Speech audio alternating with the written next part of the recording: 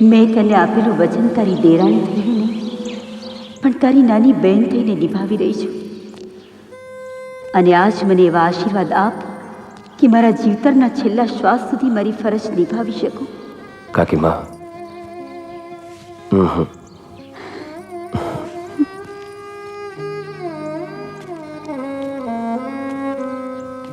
મોટા ભાઈ,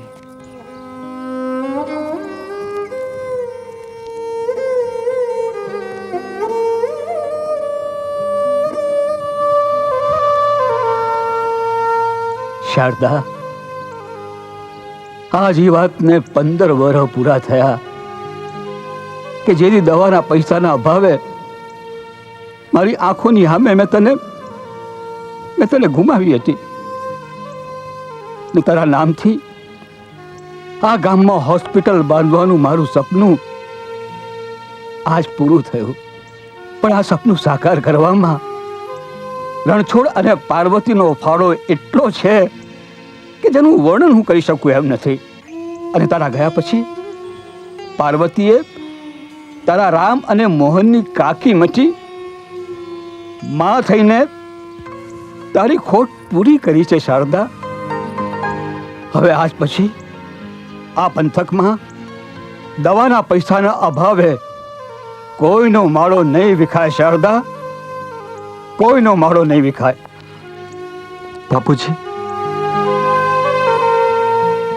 બેટા, આપણે બનાવેલી આ હોસ્પિટલના ખોળિયામાં હવે પ્રાણ પૂરવાની જવાબદારી તારી છે.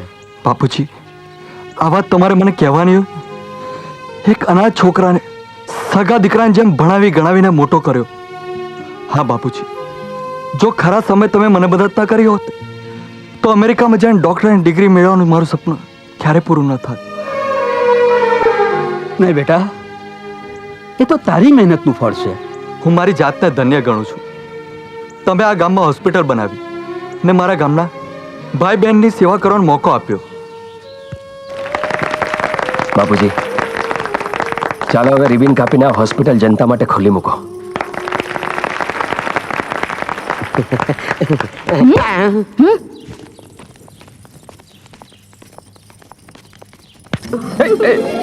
શું કરો છો તું?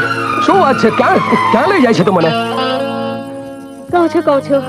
અરે જલ્દી બોલ, મારે ત્યાં ખૂબ કામ છે. મારે પણ તારું કામ છે. શું કામ છે? બેસ તો ખરો. હવે બોલ. તું કહેતો હતો ને હોસ્પિટલનું મુહૂર્ત થઈ જાય પછી વાત. શેની વાત? શેની શું? આપણા બંનેના લગ્નની વાત. આ શું જ્યારે ને ત્યારે લગ્નની વાત કર્યા કરે છે તું? લગ્ન સિવાયની બીજી કોઈ વાત છે? ના. તો પછી રામ રામ જાઉં છું. એ જતા પહેલા મારું એક નાનકડું કામ તો કરતો જા. બોલ મારી માં, શું કામ છે? જલ્દી બોલ. આ ચોટલા પહેરાવાનું. કેમ, પોતાના હાથ ભાંગી ગયા છે? હા, કે તને ચૂડલો પહેરવા માટે મને અહીંયા સુધી ખેંચીને લઈ આવી? પહેરવે તો પહેરને જાતે, નહીં તો પડ ભાડમાં. નોકર છું તારો? ચલે બસ કર હવે, બસ નાટક બસ હવે. હજુ રડ મારે શું? હું તો જાઉં છું. રામ રામ. ભલે તું તારે જા, પણ એટલું યાદ રાખજે, મારા જેવી છોકરી તને આખા પંથકમાં ક્યાંય નહીં મળે.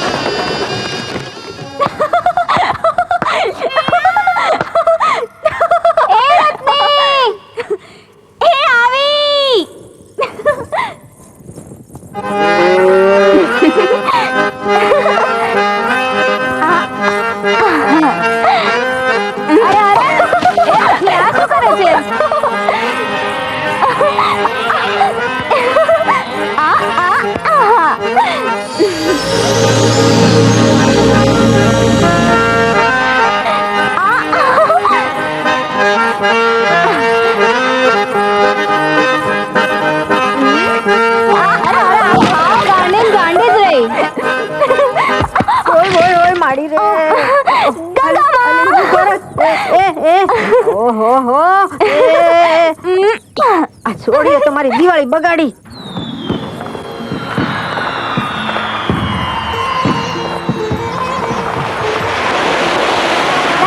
દાદીમા જો ફૈબા. દાદીમા ફૈબા જો દાદીમા. હે યે દાદીમા હે યે. બેટા ઉર્મિલા, હા બા. આ મીઠાઈ તારા બાપુ અને ફુવાને આપી આવ. હા મને મીઠાઈ. ખા બેટા, ખા. દાદીમા મને ફટાકડા આપો ને. લે બેટા, દાદીમા અમને. તને જોઈએ છે, લે ને. અરે રતન બેટા, અરે આમ આવ. જો તો ખરી મેં કેવો સરસ મજાનો મોરલો ચિત્ર્યો છે. આવી ફઈ. મારી ફૂલકણી. યે. અરે વાહ ભાઈ, કેટલો સરસ હાથી છે. શું કહ્યું? હાથી? અરે મારા સરસ મજાના મોરલાને તું હાથી કહે છે? હાથી જેવો દેખાય તો હાથી જ કહું ને. ઊભી રે તું, હાથી વાળી ઊભી રે. આજે તને ના છોડું. મોરલાને તું હાથી કહે છે? ઊભી રે. આજે તને ના છોડું. આવતી જ નહીં. તમારે તો રોજ થયું. ઊભી રે તું, દાદીમા વાળી. ઊભી રે. આજે તને ના છોડું. અરે રે, આ શું આદર્યું છે તમે બંને જણીઓ ને બંને જણીઓ સરખી છો. અને ફોતરી, તું એ આવડી મોટી થઈને સમજતી નથી. તમે તો બા આજે વચ્ચે બોલશો જ નહીં. મેં કેટલી મહેનતથી મોરલો દોર્યો છે, એને આ હાથી હાથી કરે. જોઈએ ને ક્યાં મોર છે. ઊભી રે તું, મોરલા વાળી. હાથી છે. મોટા બાબુ. ઊભી રે. મોટા બાપુ વાળી ઊભી રે તો. ઊભી રે. આપણે તને નહીં છોડું. ઊભી રે. અરે આમ ગોળ ગોળ ફર્યા કરશો કે કઈ વાત કરશો? હે, શું થયું ફોતરી? અરે મોટા ભાઈ, આ રત્નીને સમજાવો ને, મારા સરસ મજાના મોરલાને હાથી નાખે. કાઠી શું કરવી છે કાઠી? અરે હાથી નહીં જો, હાથી. હાથી ક્યાં છે હાથી? હવે તમે મુગા રહ્યો ને, સાંભળો નહીં, હળો નહીં ને વચ્ચે ડગ કર્યા જ કરો છો. અરે આ બધું ધીંગાણું શેનું છે? સારું થયું દીકરા તું આવી ગયો તે. આ બધાએ ભેગા મળીને મારા સરસ મજાના મોરલાને હાથી બનાવી દીધો. શું વાત કરો છો ભાઈ? હા. તમારા મોરલાને હાથી કીધો જ કોણે? આ તારી બેન હે રત્નીએ. રત્ની, તારાથી ફૈબાના મોરને હાથી કહેવાય જ કેમ? હા, જવા દો ફૈબા, એ તો છોકરું છે. હાલો મને દેખાડો, ક્યાં છે તમારો હાથી? હે ભગવાન, આ છોકરી જે ઘરમાં જશે એ છોકરાનું શું થશે?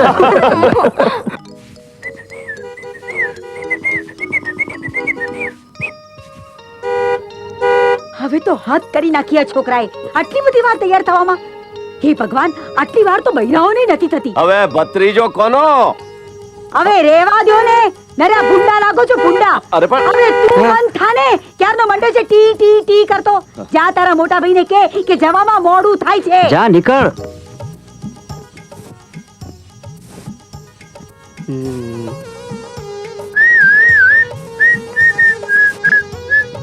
એમ મશીન કા કેમ લાગે છે? હવે લાગવાની ક્યાં કરો છો? નીચે બધે તમારી વાત જોઈને ધુઆ ફુવા થાય છે.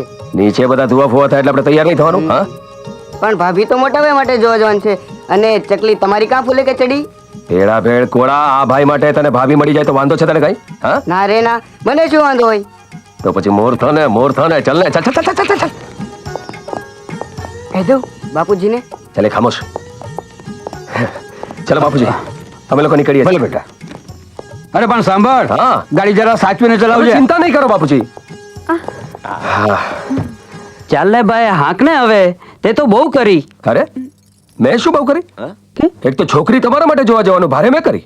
જો એટલી બધી ઉતાવળે તો જાઓ તમે લોકો, આપણે નથી આવતો. જાઓ. ટાઢો પર દીકરા, હું જાણું છું કે તું હવે નાનો ના જ. પણ આ તારા મોટા ભાઈનું થઈ જાય ને પછી તારો વારો. અત્યારે ગાડી હાક હા ઠીક છે હવે તમે કહો તો ઠીક છે કાકીમાં બાકી આને કહી દો આપણને દાદાગીરી પસંદ નથી કા ગોપાલ મારા બેટા બે હરખીના છે દેવજી પટેલ રામ રામ લ્યો મહેમાન આવી ગયા પધારો પધારો રણછોડ પટેલ પધારો અમે તમારી વાત જોતા હતા આવો આવો. માફ કરજો જરા આવતા મોડું થઈ કઈ વાંધો નહીં બેસો જય શ્રી કૃષ્ણ બા જય શ્રી કૃષ્ણ છું છું અરે પણ આમાં તારો વર કયો છે આ છે અમારો મોટો દીકરો મોહન તો આ છે તારો થનાર વર આ છે અમારો નાનો દીકરો રામ તો આ છે તારો થનારો દિયર હવે મૂંગી માર ને અને બા આ મારો સૌથી નાનો દીકરો ગોપાલ અરે હા ક્યાં છે અમારી થનાર બહુ રૂપા એને તો બોલાવો હા હા હા બેટા રૂપા મહેમાનોને પાણી તો લાવો ઉભા રહ્યો કા શું થયું રૂપાબેન પહેલા તો હું જેને જોઈશ કે એ મારી બેનને લાયક છે કે નહીં હે ભગવાન